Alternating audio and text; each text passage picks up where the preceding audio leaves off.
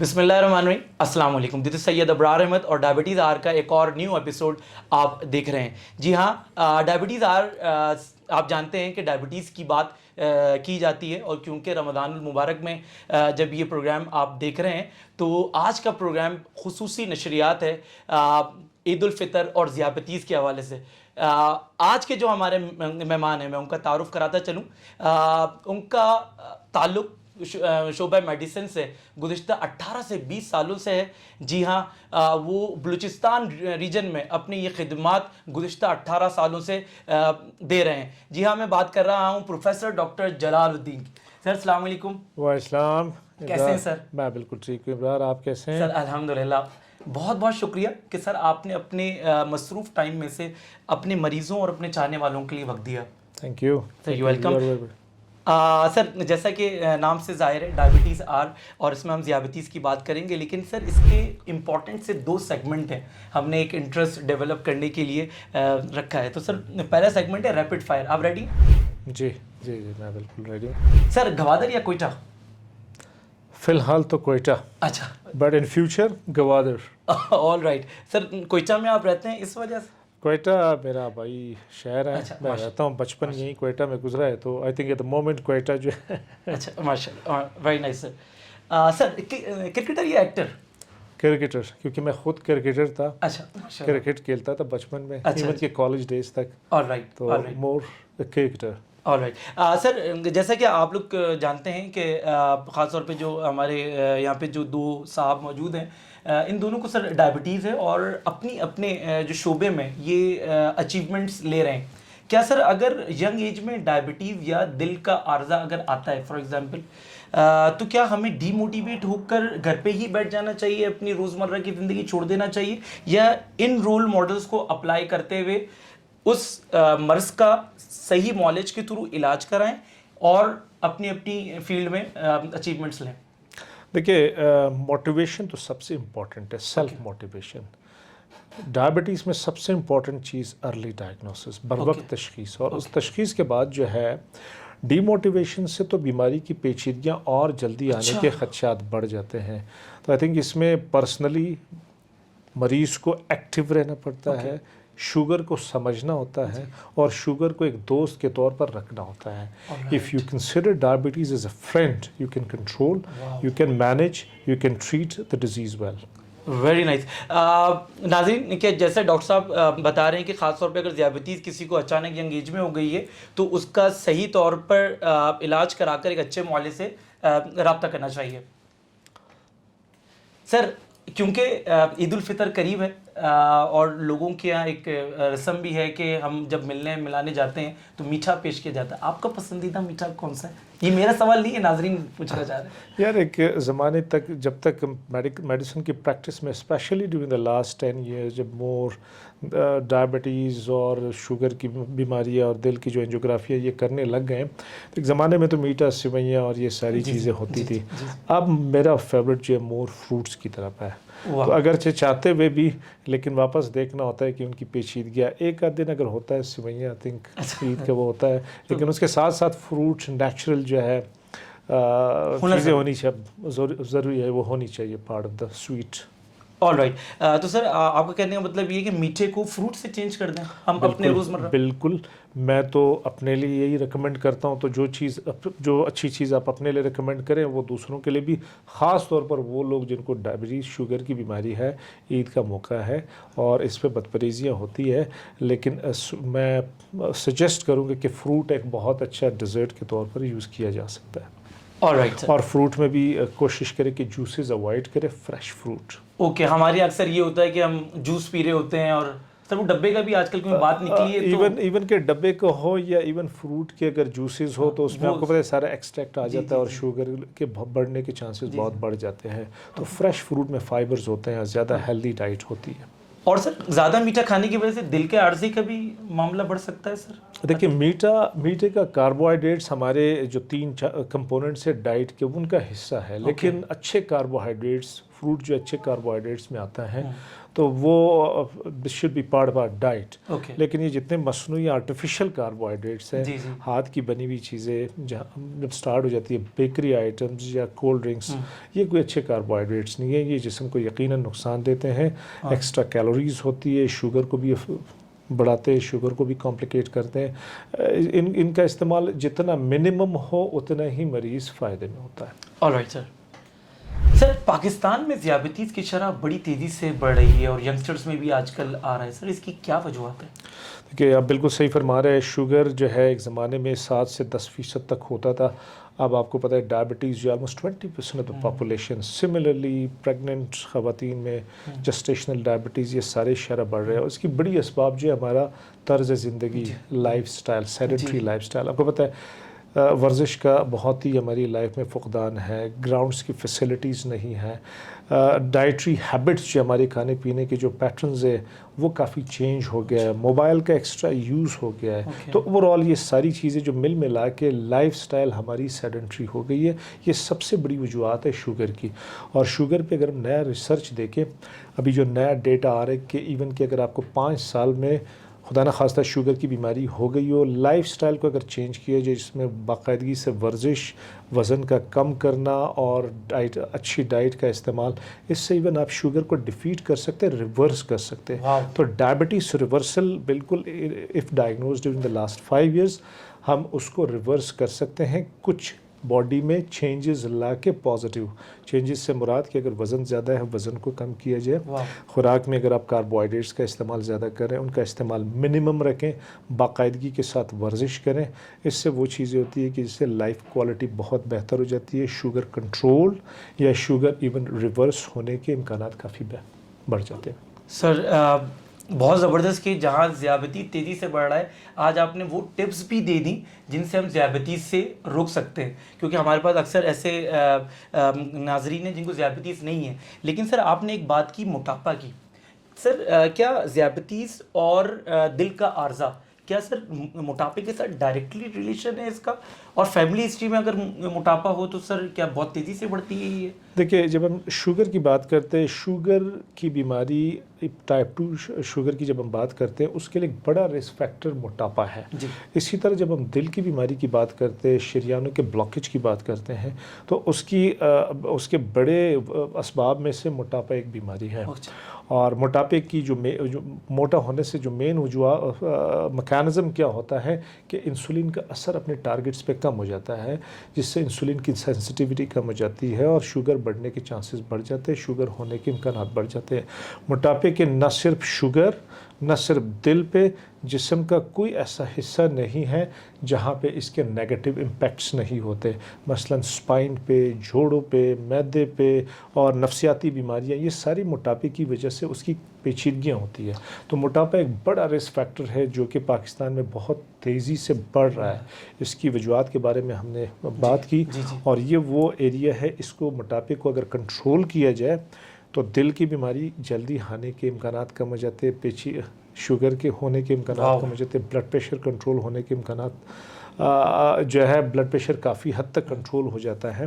Well proven, نہ صرف sugar کے لیے, نہ صرف دل کی بیماری کے لیے, بلکہ بلڈ پریشر کے لیے بھی.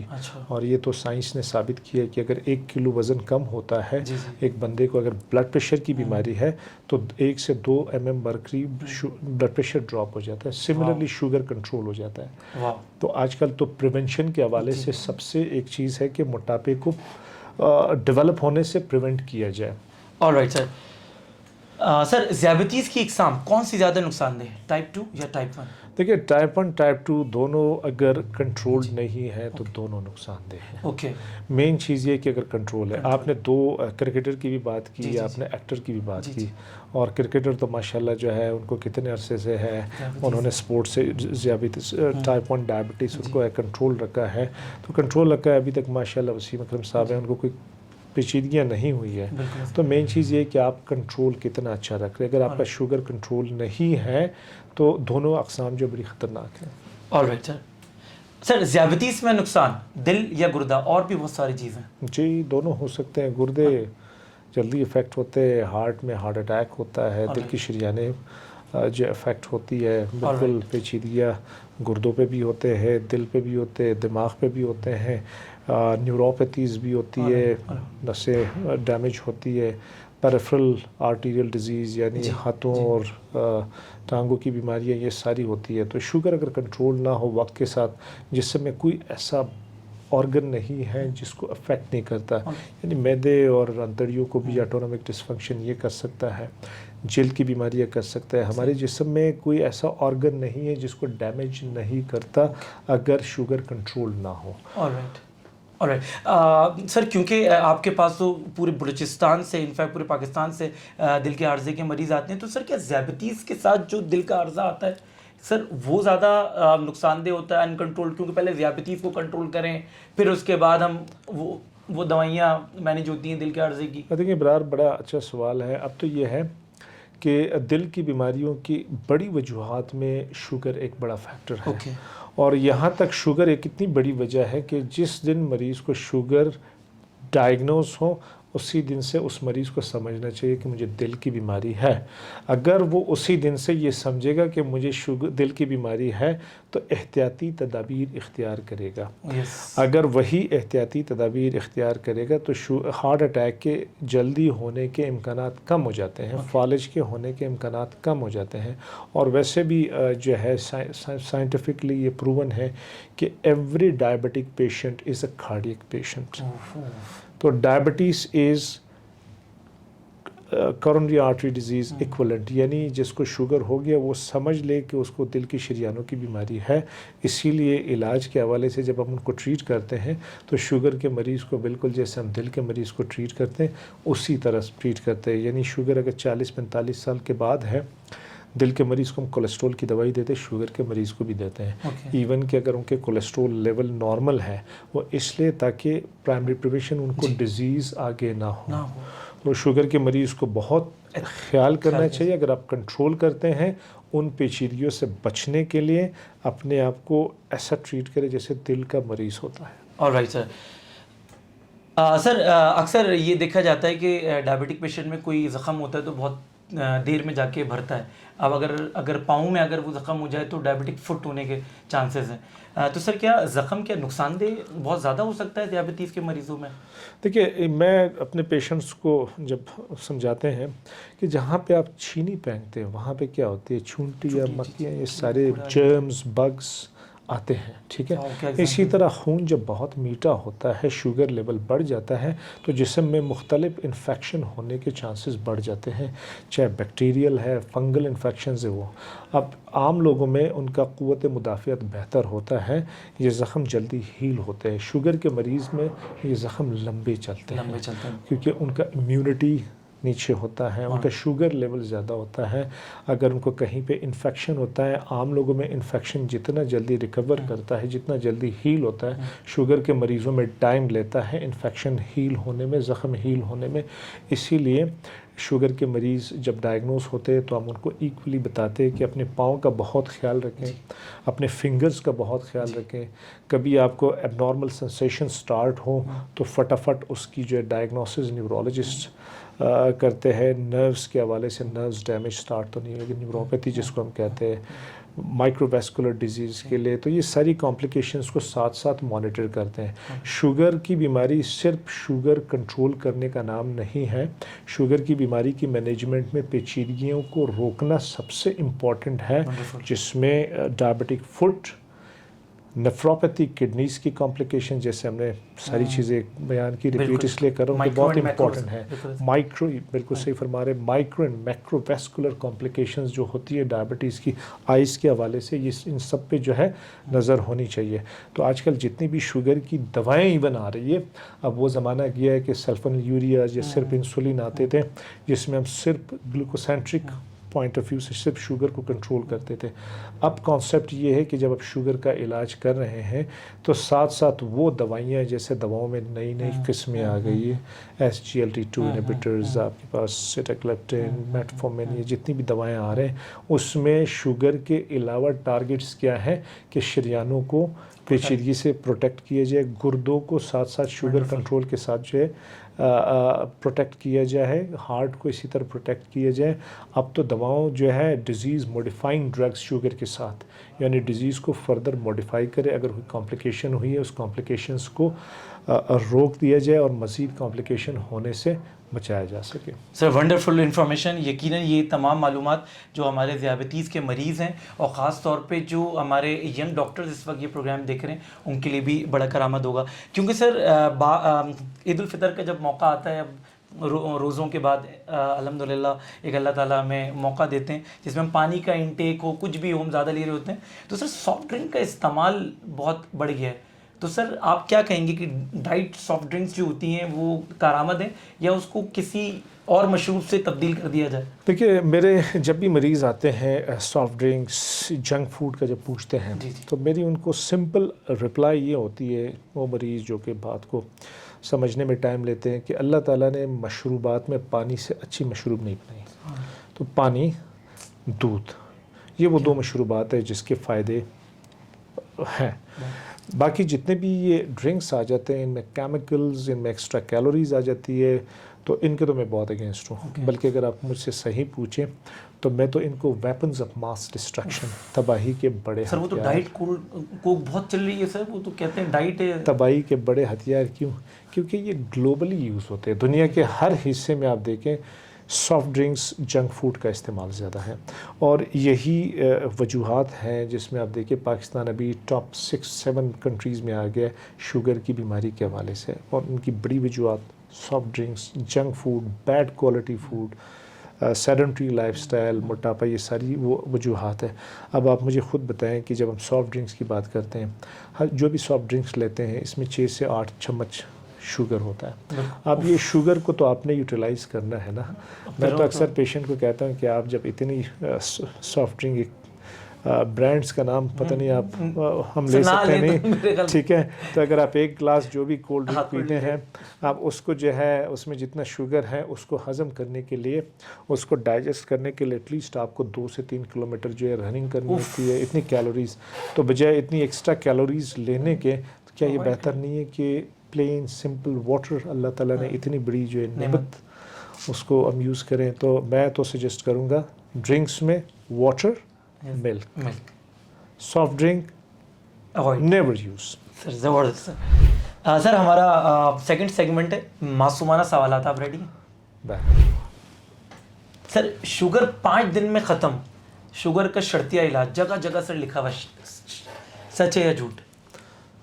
یہ جھوٹ ہے. اچھا, تو سر یہ تو بہت پاسبل ہے ہی نہیں. ہر کوئی سر ان کے پاس جاتا ہے اور وہ وہاں سے اور یعنی تباہی کر کے پھر آپ لوگوں کے پاس آ رہا ہوتا ہے. سر ایسے لوگوں کے لیے کیا کہیں گے؟ اچھے معالج کا انتخاب بہت ضروری ہے. آئی تھنک یہ جتنی بھی کلیمز ہوتی ہے اس میں lack of education, lack of awareness, یہ سب سے بڑی وجوہات ہوتی ہے.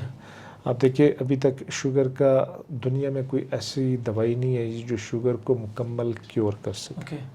شوگر ہمیں اور آپ کو پتہ ہے کہ اس کا میکانزم کیا ہے, اس میکانزم کو پراپرلی ٹریٹ کیے بغیر پاسبل ہی نہیں ہے. شوگر کنٹرول تو ہو سکتا ہے, یہ اگر سٹارٹ ہے, بگننگ ہے, ختم ہو سکتا ہے, لیکن 5 دن میں دنیا میں کوئی ایسی دوائی نہیں آئی ہے جس سے شوگر ختم ہو.